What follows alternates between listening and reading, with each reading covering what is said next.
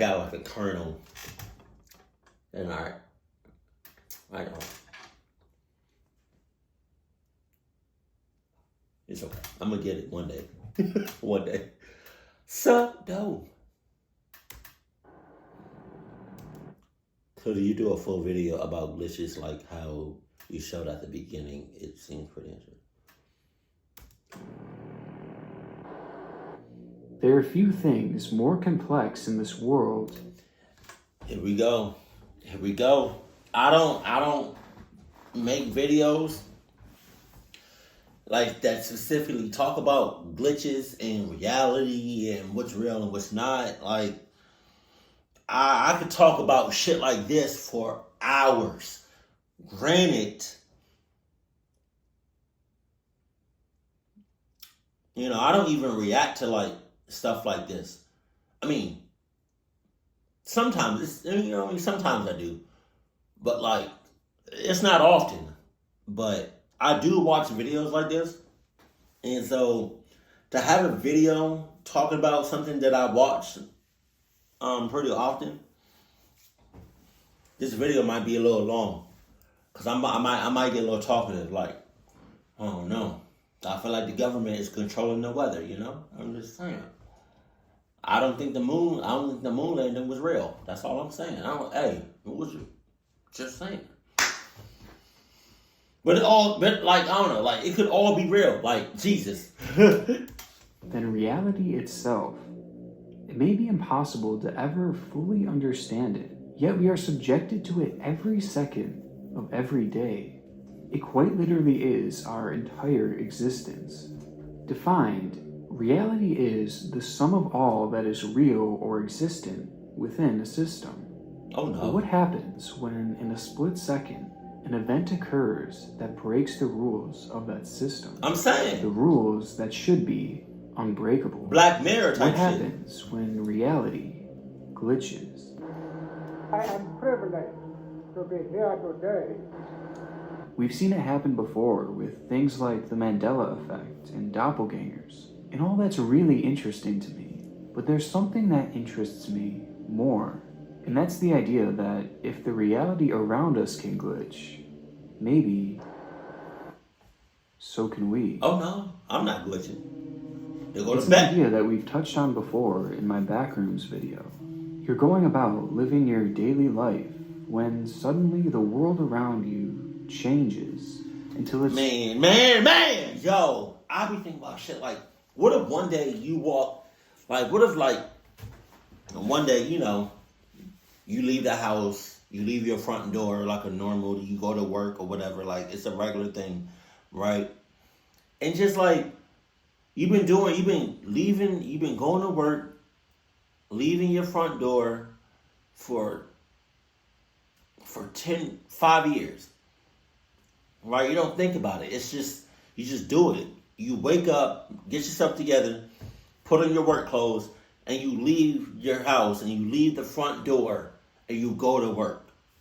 You've been doing that for years. You don't think about it. But like, what if one day you just wake up and you get yourself together, you put on your work clothes, you walk out the door, and you go to your front door, and when you open it, China is right there. If you open it, you're literally in a different world. Like, bro. Not even your world anymore. Glitching out of reality is something that most find to simply be the work of fiction.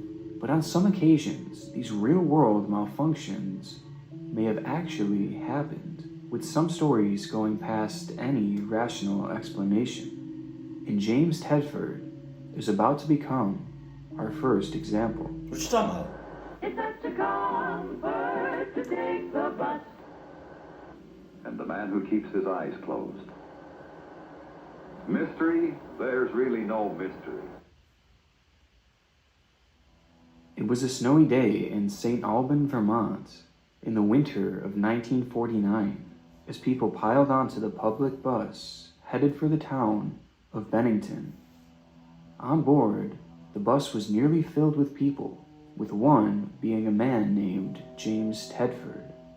It should have been an 8-hour bus ride, and it was one that Tedford had done numerous times before. After a recent stint in World War II, Tedford found himself living in the Bennington Soldiers' Home, which, as you might have guessed, was located in Bennington. But with many of his relatives living in St. Alban, he would frequently make the long trip out to see them. But as the snow began to pile higher and higher that day, the bus ride began to drag, and it was estimated that its route was delayed by hours. As the long day of traveling went on, Tedford found himself dozing off, and by the last stretch of his trip, he had fallen asleep completely. As the bus stopped at the final station before Bennington, Tedford remained in his seat, fast asleep, as the door shut, and they headed towards their final stop. The bus would arrive in Bennington shortly after, but Tedford never would. What? As the bus neared the last stop, some noticed that Tedford was no longer sleeping in his seat. In fact, he was nowhere to be seen. What? Tedford's luggage was left in the luggage rack, and his bus timetable was still lying open in the seat where he had just been sleeping. Yet there was no sign of him. But the issue was that the bus hadn't stopped since the previous station, the station that Tedford was seen on board sleeping soundly through. This is something that all 14 passengers and the bus rider told to authorities. Tedford was still on board that bus when it was heading for its last stop, but when they arrived at that next stop, he was nowhere to be found. But make it make sense! Make it make sense! Government! Make it make sense! Hell no! You're surrounded by people and you just disappear? Get the cluck out of here. Unless everybody that was on that bus was in cahoots. So while the bus was moving along its last route of the day, James Tedford had vanished into thin air. No. But how could it be possible? If the bus hadn't stopped, then there would have been no way for him to possibly leave. James Tedford would never end up coming back to retrieve his belongings, and in fact, no one would ever hear from him after this. And despite an investigation and an extensive search by authorities, the last time that he would ever be seen was sleeping on that bus. It's a disappearance that seems to be completely impossible. How does one disappear from a moving public bus? How can you vanish before someone's eyes? It has caused people to wonder if, perhaps, at some point throughout that last leg of the trip, our world experienced an error. An error that removed Tedford from our reality. It's an improbable occurrence. How can our reality experience a glitch like this? And how can it even glitch in general? Well, there isn't really a concrete answer to this currently, and there likely never will be. But a theory has been proposed that could explain everything. It's a theory called the simulation theory, which explores the idea that we are currently living within a simulation, one that faces malfunctions just like any other simulation would. And yes, I understand how crazy it sounds, but with some background information, it actually might make sense. Okay, Atari, let's see your best pitch. Don't judge. You know, it's like I kind of believe that. I kind of believe that, but I kind of believe that we're real, man. I don't, man. It's just I don't know. It's just like I believe it, but then I don't.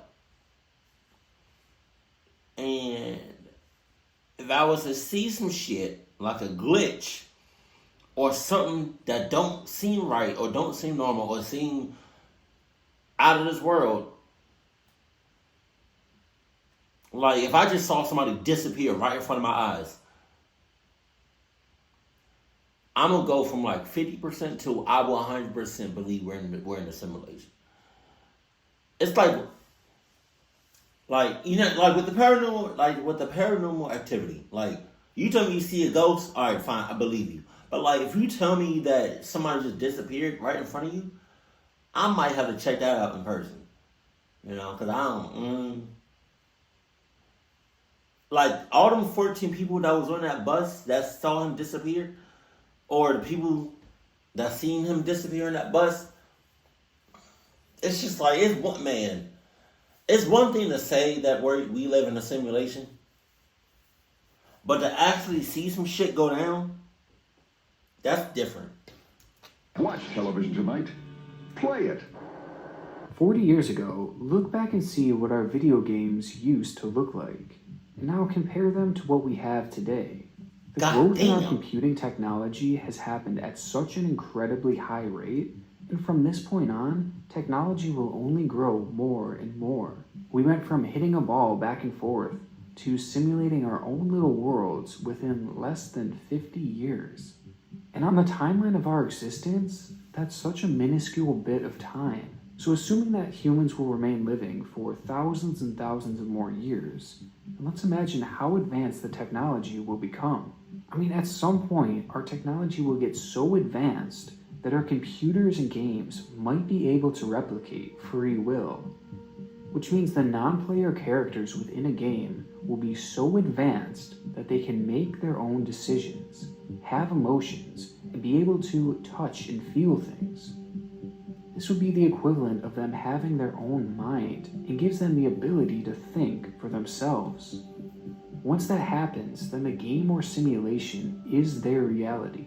That's all they would know. So they would have no way of knowing that they are actually just a simulated being, unknowingly living in a world that, on a physical level, doesn't even exist. And with the way our technology has been advancing and is projected to continue to advance, it seems that there's a good chance that this could be possible in the future. But this is where the theory gets a lot deeper. Once we have the ability to create a simulation where the characters truly think they're real, then those sims will start to advance. In that simulation, the idea of a simulated world wouldn't be invented yet, so eventually they would invent it for themselves. And when they do, they would run it and create another simulated world. And then that world would do the same thing, and it would keep going and going and going. Someone programs a universe, and in there they gain maturity in technology, and then they program a universe, and then they program a universe. So you can have nested, simulated universes all the way down, but there's only one real universe. And each time that simulation is run, it'll lead to millions of more simulated worlds, all filled with sims who have no idea that their world does. To be honest, I feel like we're in a universe, like, there's thousands, just built, like, I feel like there's infinite universes. But, like, that, if it's not infinite, then it's damn near close, right? And to the verge, to have, like, an almost infinite amount of universes, still, it's not infinite, so to say. But let's say you have like, I don't know. Whatever that number is that's next to infinity, right? You have all those universes, but it's like you're still in one universe. It's like the observable universe. So what's outside of that, man? Physically exist. So basically what I'm saying is that once one of these simulated worlds is created, then it opens the door for billions and billions and trillions of other simulated worlds to come after it. So let's look at that from our perspective. Where does that leave us? Does that make us the one true reality that hasn't created simulations yet? Or are we one of the trillions of simulations that were created after its invention? I mean, it's crazy, but really think about it. If you believe that this level of simulation is going to be possible in the future, that means that the chances of us living in the one true reality right now would be 1 in billions. This is a point that people like Elon Musk and Neil deGrasse Tyson have even showed support for in the past. So given that we're clearly on a trajectory to have games that are indistinguishable from reality, and those games could be played on any set-top box or on a PC or whatever, and there would probably be, billions of such, computers with set-top boxes, it would seem to follow that the odds that we're in base reality is 1 in billions. I mean, not that that proves anything, but they're a lot smarter than I am, and that lends some credibility to this theory. And though this sounds like a wild conspiracy, this actually is a fairly well-researched scientific theory that many scientists are unironically exploring at the moment. Now, truthfully, there is so much more to this topic that it would just take hours and hours to fully explain it, so we'll just leave it at that. Well, hopefully that at least made some sense, because it seems to be the basis for understanding how these real-world malfunctions could be possible, because every game and every simulation has glitches along the way, and some are worse than... It's only a matter of time. Like, we got AI going crazy right now. Like, we got humanized robots. We got VR headsets. It's only a matter of time before you see 3 out of 5 people that have VR headsets out in public.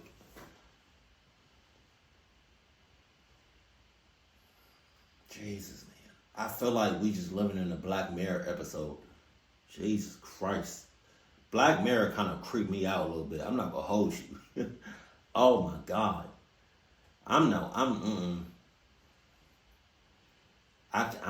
If I ever get one of them VR headsets, it's gonna I'm gonna have to have somebody sane on my side, because I feel like you can get lost in that shit.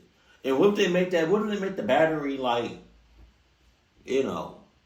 24 hours, or, you can charge it in 30 minutes and it lasts 24 hours. Like, hell no. Or you can probably charge it and use it at the same time. So, oh my God. Oh my God. You got that. You got it. You got it. Others, some are worse than just the removal of one person. A mass disappearance? What the hell? People disappear quite frequently within our world, and though most turn up a short time later, sometimes people really do vanish without a trace. And while it's difficult enough to understand how this could be possible, what is even more confusing are cases of mass disappearances. Cases where rather than just one person vanishing, it's a whole group.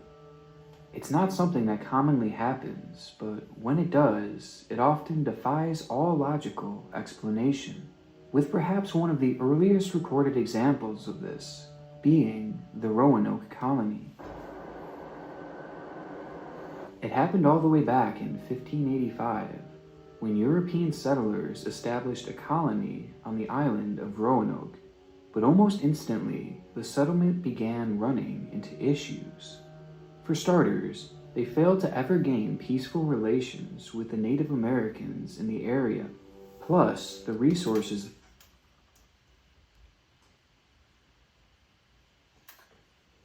Hey, I'm not gonna lie. Them Native Americans didn't look like, they did not want to shake hands with that white guy. Look, go back. European settlers established a colony on the island of Roanoke, but almost instantly, the settlement began running into issues. For starters, they failed to ever gain peaceful relations with the Native. Oh my God. Bro, the Native Americans is like, bro, I don't want to touch you, but because we're on camera.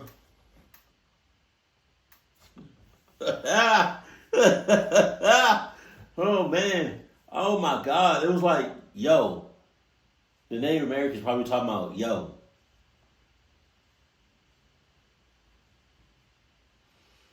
I don't really mess with y'all like that, but since we on camera. of Americans in the area. Plus, the resources there were not plentiful enough to fully support the colony. Because of this, a supply ship was sent back to Europe to restock and bring goods back to the already struggling colony. When the supply ship left Roanoke in 1587, its captain estimated that they would be back within a year to give fresh goods to the settlers. However, upon the ship's arrival back in Europe, a war broke out, pushing back the ship's return voyage. It wouldn't be until 1590 that the ship would make it back to Roanoke, but there was no one to go back to. They arrived to find the settlement looking perfectly preserved, but totally abandoned. There was no signs of a struggle, and all the settlers' belongings were left behind. The only clue that the settlers left was the word Croatoan, which had been carved into a palisade. This may have been an indication that the settlers had moved to a nearby island by that name, but unfortunately, the supply ship was never able to search that island due to poor weather conditions. There was estimated to have been around 120 settlers living at the outpost at the time, and they all had seemingly vanished into thin air, and none were ever seen again. And despite the immense popularity that this case now has, and the modern technology that has been used to try and figure it out, the mystery has never been solved. Researchers have searched for the remains of the settlers to try and determine if they were attacked by Native Americans, but remains of the settlers were never found in Roanoke, making it almost impossible that they had been killed there by Native Americans. Plus, there was no sign of a struggle, which would have been highly unlikely if the group were actually attacked.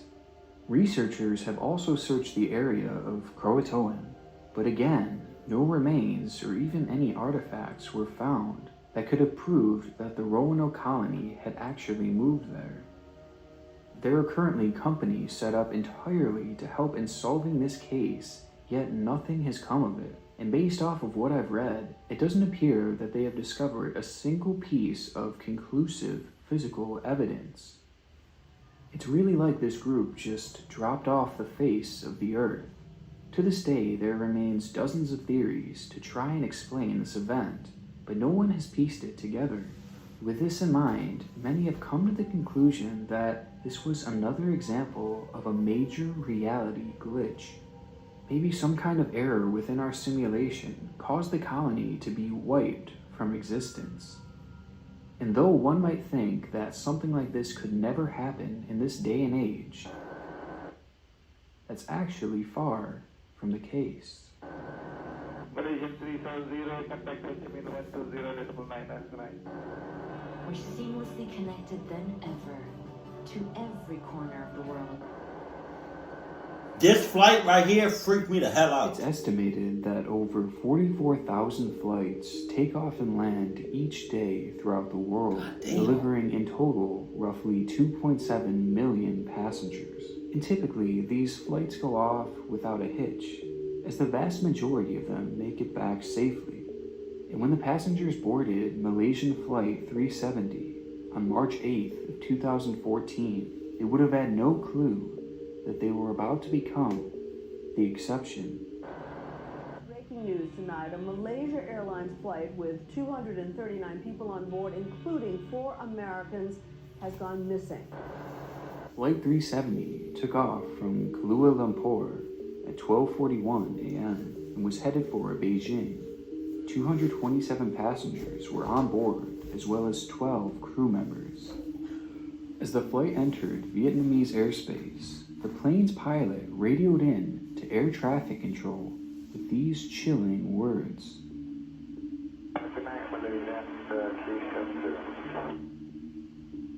That would be the final message sent out from Flight 370.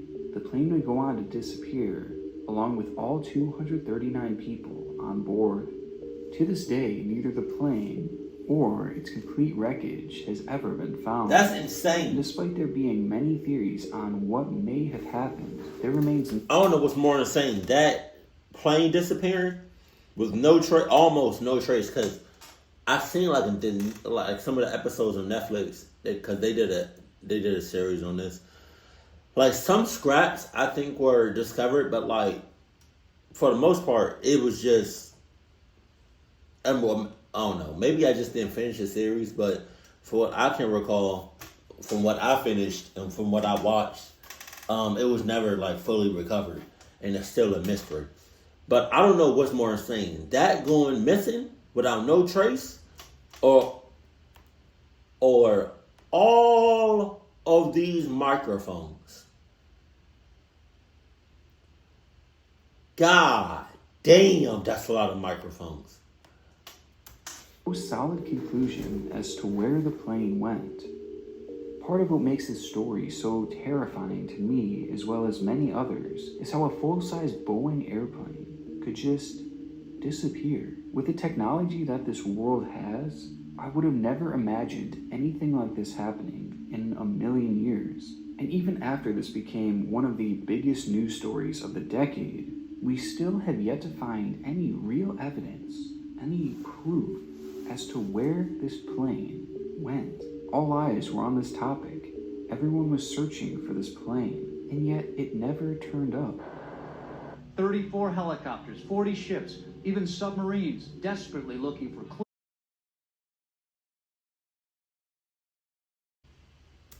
Went. All eyes were on this topic. Everyone was searching for this plane, and yet it never turned up. 34 helicopters, 40 ships, even submarines desperately looking for clues. With all the resources that were used to search for it, something would have surely been discovered. And yet here we are years later with nothing but scraps of evidence. Because of this, there are many theories out there that have tried to explain how a plane like this could just vanish. And it's within these countless theories that we find one related to this video. Maybe the plane encountered a reality glitch. A glitch much like James Tedford and the entire Roanoke Colony might have faced many years ago. A glitch that removed the plane from our world.